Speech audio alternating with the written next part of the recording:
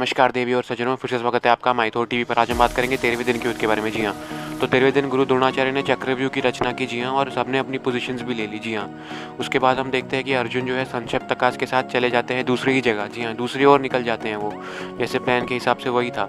जी हाँ, संक्षिप्तकाश अर्जुन के साथ ले जाते हैं और वो जो बाकी योद्धा जो हैं वो अभी जो है द्रोणाचार्य जो है युधिष्ठिर को बंदी बनाने की सोचते हैं। जी हाँ, वो प्लान रहता ही है, बिल्कुल सही सुना आपने। उसके बाद हम देखते हैं शुरू में कई सारे योद्धा भीम, अभिमन्यु, सात्यकी, चेकतना, दृष्टिद्युम्न, कामभोज, सारे लोग आते, कुंती भोजा वो सारे लोग आते हैं। और लेकिन द्रोण जो है उन्हें पीछे धकेल लेते हैं अपने तीखे बाणों से। जी हाँ, हज़ारों बाणों से पीछे धकेल लेते हैं। जी हाँ, तो युधिष्ठिर अभिमन्यु के पास जाते हैं, उसे बोलते हैं कि तुम जानते हो विद्या चक्रव्यूह की, तो तुम यहाँ अंदर जा सकते हो क्या? तो उसने तो बोला अभिमन्यु ने कि मेरे पिताश्री ने मुझे अंदर जाना सिखाया, लेकिन बाहर जाना नहीं आया, मैं बाहर नहीं आ पाऊँगा। तो युधिष्ठिर ने बोला, भीम ने बोला कि नहीं, हम लोग आ जाएंगे, उसकी चिंता तुम मत करो, तुम बस अंदर चले जाओ।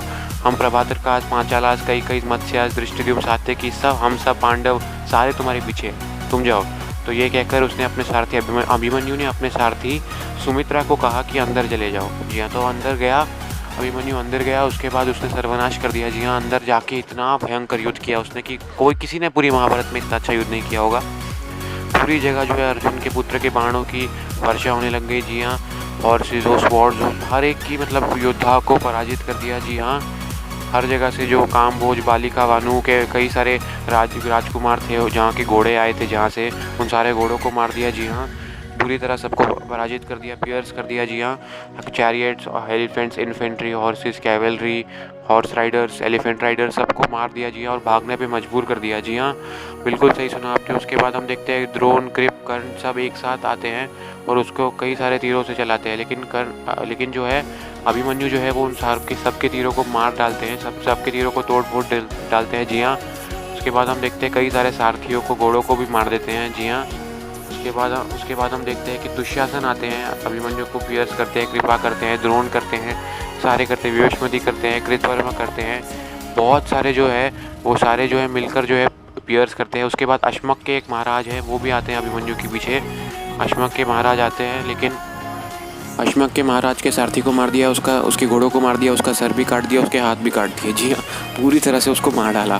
जी हाँ, उसके बाद जो है कर्ण के ऊपर उसने कई सारे बाण छोड़े। जी हाँ, कर्ण के आर्मर पे पियर्स के अंदर गए।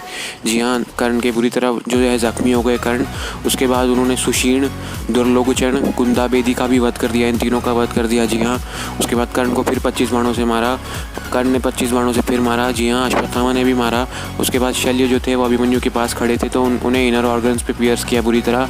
जी हाँ, शल्य जो है वो बेहोश हो गए और अपने रथ में ही गिर गए। जी हाँ, उसके बाद उन्होंने कई सारे योद्धाओं का वध किया। जी हाँ, द्रोणाचार्य की पूरी सेना का विध्वंस कर दिया। जी हाँ, हर जगह पे अपने बाणों की वर्षा कर दी। जी हाँ, काफ़ी सारे लोगों को मार डाला। जी हाँ, एकदम अर्जुन और श्री कृष्ण जैसा वीरता दिख रही थी। शुरुप्राज, वस्तंदाज, विपाताज, निराचाज, हाफ नराचाज, बालास, अंजलिकाज, ये अलग अलग टाइप के एरोज जो है अभिमन्यु ने चलाए और पूरे रणभूमि पे विध्वंस कर दिया। जी हाँ, एकदम विकराल रूप देखने मिल रहा था और कोई भी अभिमन्यु को पराजित नहीं कर पा रहा था। जी हाँ, उसके बाद जो है वो दुशासन आए। जी हाँ, दुशासन को उन्होंने बोला कि आज मैं तुम्हें नहीं छोड़ूंगा, उसे शोल्डर जॉइंट पे बुरी तरह पियर्स किया। उसके बाद जो है 25 तीरों से उसे बहुत बुरी तरह से घायल कर दिया। दुशासन जो है रथ के नीचे गिर गया। जी हाँ, रथ के ऊपर गिर गया, उसे उसका सारथी वहाँ से ले गया। जी हाँ, दुशासन भी पराजित हो गया और जो कई है, पांचालास है, वो लोग जो है दहाड़ने लगे। जी हाँ, उसके बाद द्रौपदी के महान पुत्र, सारे पुत्र पांडव के सारी सेना जो है वो व्यू में प्रवेश करने के सोच रही थी, लेकिन जो जयद्रथ है वो वहाँ पे खड़ा था। उसे शिव का वरदान था कि वो एक दिन चारों पांडव को रोक पाएगा। जी हाँ, और अपने ब्रेवरी से और अपनी वैलर से जो है उसने पूरी पांडव की सेना को रोक दिया, जो कि बहुत ही एक्स्ट्रॉर्डनरी काम था। जी हाँ, उसने एक भी पांडव को अंदर नहीं आने दिया, हर एक को उधर रोक दिया। युधिष्ठिर, भीम, नकुल, सहदेव, शिखंडी, दृष्टिद्युम्न, सात्यकी, सबको रोक दिया। जी हाँ, अलग अलग तीरों से उनको पियर्स किया, उन्होंने भी किया, लेकिन युधिष्ठिर जो है वो आगे नहीं बढ़ पा रही थी। उनकी आर्मी जो है, जयद्रथ जो है वो उन सबको पियर्स कर रहा था पूरी तरह से। अभिमन्यु जो अकेले ही युद्ध कर रहे थे अंदर। जी हाँ, फिर हम देखते हैं कि दुर्योधन जो है वो कर्ण को बोलता है कि इसका कुछ करो। कर्ण जो है वो वहाँ पे जाता है अभिमन्यु के पास, उसको 73 एरो से पियर्स करता है। जी हाँ, और काफ़ी और बाणों से भी पियर्स करता है, लेकिन अभिमन्यु जो है हिलता नहीं है वहाँ से। जी हाँ, अभिमन्यु उसके और भी बाणों से प्रहार करता है। जी हाँ, अब उसका कर्ण का एक छोटा भाई है वो वहाँ पे आ जाता है। जी हाँ, लेकिन अभिमन्यु एक ही बाण से उसका सर काट देता है। जी हाँ, और कर्ण को कई सारे बाणों से घायल कर देता है, उसका स्टैंडर्ड और धनुष भी तोड़ देता है। जी हाँ, और कर्ण जो है वो अपने भाई की मौत उसके सामने देखता है लेकिन कुछ नहीं कर पाता। वो वहाँ से जो है घोड़ों पर भाग जाता है। जी हाँ, डर के मारे वहाँ से भाग जाता है। उसके बाद अभिमन्यु जो है वो पूरी जो सेना बल है उसका भी सर्वनाश कर देता है। जी हाँ, हर जगह जो है विध्वंस कर देता है और उसे कोई भी पराजित नहीं कर पाता है। जी हाँ, उसके बाद जो है ऋषिसेन वहाँ पे आता है। ऋषिसेन जो है वो अभिमन्यु को थोड़ा घायल करता है लेकिन अभिमन्यु जो है उसके सारथी को मार देता है, उसके घोड़े को भी मार देता है। ऋषिसेन के सारथी उसे वहाँ से लेके जाता है, दूसरा सारथी आता है वो लेके जाता है। जी हाँ, उसके बाद जो है वसातिया महाराज आते हैं। जी हाँ, महाराज वसातिया, लेकिन वो थोड़ा पियर्स करते हैं लेकिन अभिमन्यु उसे हार्ट पे मार देते हैं बाण से और वो भी मर जाता है। जी हाँ, उसके बाद हम देखते हैं शल्य के जो पुत्र है उनका नाम था रुकमर्थ नाम था उनका। जी हाँ, वो आते हैं, वो काफ़ी पियर्स करते हैं अभिमन्यु को छाती पे, लेकिन अभिमन्यु जो है उनका धनुष तोड़ देते हैं, उनके लेफ्ट आर्म काट डालते हैं। जी हाँ, राइट आर्म भी काट डालते हैं और उसके बाद सर भी काट डालते हैं। जी हाँ, रुकमर्थ पूरी तरह मार डालते हैं। जी हाँ, उसके बाद जो है उनके सारे रिलेटिव्स आ जाते हैं शल्य के। जी हाँ, शल्य के सारे रिलेटिव्स आ जाते हैं, वो अभिमन्यु को जो है मारने के तुले हुए होते हैं लेकिन अभिमन्यु उनके सारे सारथियों को, घोड़ों को, स्टैंडर्ड्स को, चैरियट्स को तोड़ फोड़ डालते हैं, उन्हें बुरी तरह से मार देते हैं। जी हाँ, और 100 और महारथी राजा होते हैं, 100 और महारथी राजा, उनको भी मार देते हैं। जी हाँ, अभिमन्यु शल्य के रिलेटिव्स के साथ। जी हाँ, गंधर्व अस्त्र चलाते हैं। जी हाँ, गंधर्व अस्त्र, और उसके बाद सबको जो है हज़ारों तीरों से मार डालते हैं। जी हाँ, उसके बाद लक्ष्मण के साथ युद्ध करते हैं। लक्ष्मण को कहते हैं कि आज तुम गए, और एक ब्रॉड हेड एरो से उसका सर काट देते हैं। जी हाँ, सर भी उड़ते हो जाता है लक्ष्मण का। जी हाँ, फिर दुर्योधन बहुत क्रोधित होता है, वो सबको बोलता है कि इसको मार डालो, अब तो छोड़ो मत इसको, लेकिन कोई भी कुछ बिगाड़ नहीं पाता है ज़्यादा अभिमन्यु का। जी हाँ, वो बारी बारी सबको पियर्स कर देता है। 6 महारथी उसके साथ मिलकर युद्ध कर रहे होते हैं। जी हाँ, कृप, द्रोण, कर्ण, अश्वत्थामा, बृहद्बला और कृतवर्मा। जी हाँ, सारे मिलकर भी अभिमन्यु को पराजित नहीं कर पाते। जी हाँ, वो अश्वकेतु जो है मगध के राजकुमार के सैनिक का वध कर देता है, राजकुमार के पुत्र का वध कर देता है अश्वकेतु। जी हाँ, उसके बाद बोजा के राजकुमार मर्तिकवत को एक शूर्पणखा एरो से मार देता है। जी हाँ, उसके सारथी को भी मार देता है। जी हाँ, उसके बाद हम देखते हैं कि वो कई सारे लोगों का आसानी से वध कर देता है। जी हाँ, अश्वत्थामा को भी बुरी तरह पियर्स कर देता है वो।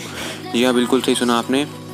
उसके बाद हम देखते हैं कि बृहद्बला भी आता है। जी हाँ, बृहद्बला आता है और वो पियर्स करता है अभिमन्यु को, लेकिन बृहद्बला को भी वो हार्ट पे एक एरो मार देता है और बृहद्बला की भी मृत्यु हो जाती है। जी हाँ, महारथी बृहद्बला भी मारे जाते हैं। जी हाँ, उसके बाद हम देखते हैं दुशासन के पुत्र है वो आते हैं। दुशासन के पुत्र और उनमें अच्छा युद्ध हो रहा होता है, दोनों एक दूसरे को पियर्स करते हैं। फिर वो अभिमन्यु कहते हैं कि आज तुम गए फिर से। जी हाँ, और उसके बाद जो है वो एक तीखा बाण चलाते हैं, लेकिन जो है अश्वत्थामा उसे तोड़ देते हैं। तो वो अभिमन्यु अश्वत्थामा का स्टैंडर्ड तोड़ देते हैं, शल्य के घोड़ों को मार देते हैं, सारथी को भी मार देते हैं। जी हाँ, उसके बाद अभिमन्यु जो है 5 और महारथियों को मार देते हैं, श्रुतंजया, चंद्रकेतु, महावेगा, सुरवाभासा, और उसके बाद शकुनी को भी बुरी तरह घायल कर देते हैं। कर्ण जो है वो द्रोण से पूछते हैं कि अभी हम मारे जाएंगे, अभी हम क्या करें, वो फंस जाते हैं। जी हाँ, तो द्रोण कहते हैं कि अगर कैसे हम अभिमन्यु के रथ को, सारथी को मार दे, धनुष को तोड़ दे और उसकी जो बोस्ट्रिंग है उसको काट डाले तो कुछ हो सकता है। जी हाँ, तो कर्ण जो है वो अभिमन्यु का धनुष तोड़ देता है। जी हाँ, कृतवर्मा जो है घोड़े मार देते हैं, कृपाचार्य जो है चैरियटर्स को मार देते हैं। जी हाँ, उसके बाद हम देखते हैं वो बिना चैरियट के होते हैं। उसके बाद एक स्वॉर्ड और शील्ड लेके आते हैं, कर्ण जो है वो शील्ड तोड़ देते हैं और द्रोण जो है वो स्वॉर्ड भी तोड़ देते हैं। जी हाँ, उसके बाद जो है खूब सारा सब बेरहमी से एक एक करके बेचारे अभिमन्यु पे, एक बच्चे के ऊपर बेरहमी से सारे लोग, पूरे महान 5 अतिरथी जो हैं मारने चालू कर देते हैं बाण। जी हाँ, रूथलेसली मारते हैं, बेरहमी से, बिल्कुल भी कुछ नहीं दिखाते। जी हाँ, लेकिन अभिमन्यु फिर भी अच्छे से युद्ध कर रहे होते हैं। जी हाँ, वो जो है चक्का निकाल लेते हैं। जी हाँ, चक्का निकाल लेते हैं रथ का। जी हाँ, और उसको घुमाते रहते हैं। जी हाँ, उससे काफ़ी लोगों का वध कर देते हैं। जी हाँ, लेकिन कई सारे योद्धा जो है वो चक्का भी तोड़ देते हैं। जी हाँ, उसके बाद वो एक गदा उठाते हैं। जी हाँ, गदा उठाते हैं तो और अश्वत्थामा के जो है घोड़ों को मार देते हैं और सारथी को भी मार देते हैं। जी हाँ, उसके बाद हम देखते हैं कलकया करके एक राजा है, वो शकुनी के पुत्र है। जी हाँ, और 10 रथी जो है ब्रह्म वसातियास, और 7 रथी कैकईस और 10 हाथी, इन सबको मार देते हैं। जी हाँ, अपने गदा से। जी हाँ, कलकया, ब्रह्मा वसातियास के 10 रथी, 7 रथी कलकलास के और 10 हाथी और। जी हाँ, इन सबको बुरी तरह मार देते हैं और शकुनी के 77 फॉलोअर्स होते हैं उनको भी मार देते हैं। जी हाँ, अभिमन्यु को विध्वंस कर देते हैं। उसके बाद जो है दुशासन के पुत्र के साथ उनका गदा युद्ध होता है। जी हाँ, दोनों गदा युद्ध कर रहे होते हैं और दोनों बहुत ज़्यादा थक जाते हैं, काफ़ी गदा युद्ध करते हैं और दोनों गिर जाते हैं। जी हाँ, लेकिन दुशासन के पुत्र जो है वो पहले उठ जाते हैं और अभिमन्यु के सर पे ज़ोरदार प्रहार करते हैं गदा से। जी हाँ, अभिमन्यु जो है काफ़ी ज़्यादा थक जाता है और जो गदा का प्रहार है वो भी बहुत ज़्यादा होता है, इसलिए जो है अभिमन्यु मर जाते हैं। जी हाँ, उधर ही गिर जाते हैं और अभिमन्यु की मृत्यु हो जाती है दुशासन के पुत्र के हाथों। जी हाँ, जो असलियत में दुशासन के पुत्र ने उन्हें गदा मार के ही मारा था। जी हाँ, उसके बाद सब अस्त्र और शस्त्र त्याग देते हैं। जी हाँ, अभिमन्यु के वध के बाद जो है सब लोग बहुत दुखी और मायूस हो जाते हैं सब, और सूर्यास्त भी हो जाता है। जी हाँ, उसके बाद सारे युधिष्ठिर के सारे पहलवान और सारे महारथी जो है वापस अपने शिविर लौट जाते हैं। जी हाँ, और जब शाम को संक्षिप्तकाश का संपूर्ण नाश करके अर्जुन आते हैं, जी हाँ, और भी बची होती है संक्षिप्तकाश, तब वो कैंप में उतरते हैं। जी हाँ, अर्जुन देखते हैं कि पूरे कैंप में जो है मायूसी छाई हुई है। जी हाँ, एकदम सब लोग कुछ बोल नहीं रहे हैं, कोई कुछ बोल नहीं रहा है। जी हाँ, उसके बाद वो उनको पता चल जाता है कोई कुछ बोलता नहीं है, तो अभिमन्यु भी उनसे मिलने नहीं आता है, तो उन्हें पता चल जाता है, आभास हो जाता है। जी हाँ, तो युधिष्ठिर को पूछते हैं कि क्या हुआ बैटल फील्ड में, तो युधिष्ठिर उन्हें संपूर्ण विवरण देते हैं कि कैसे जयद्रथ ने उन्हें रोका, कैसे वो अंदर नहीं आ पाए। तो वो प्रण ले लेते हैं कि जयद्रथ को अगले दिन मार देंगे या तो खुद अग्नि में चले जाएंगे। अगर जयद्रथ जो है धृतराष्ट्र के पुत्रों से जो अलग हो जाएगा, भाग जाएगा सिंधु वापस, तो वो नहीं मारेंगे। जी हाँ, और या तो वो हमसे मिल जाएगा तो भी हम नहीं मारेंगे, बस वरना मार देंगे। जी हाँ, तो अगर वो सिंधी करेगा तो ही वो बच सकता है बस। तो बस यही था 13वें दिन का युद्ध, अभिमन्यु का पराक्रम। तो बस इस वीडियो के लिए इतना, तब तक के लिए good bye, tata, see you, thank you shebang, thank you so much, subscribe to my TV, thank you so much, bye.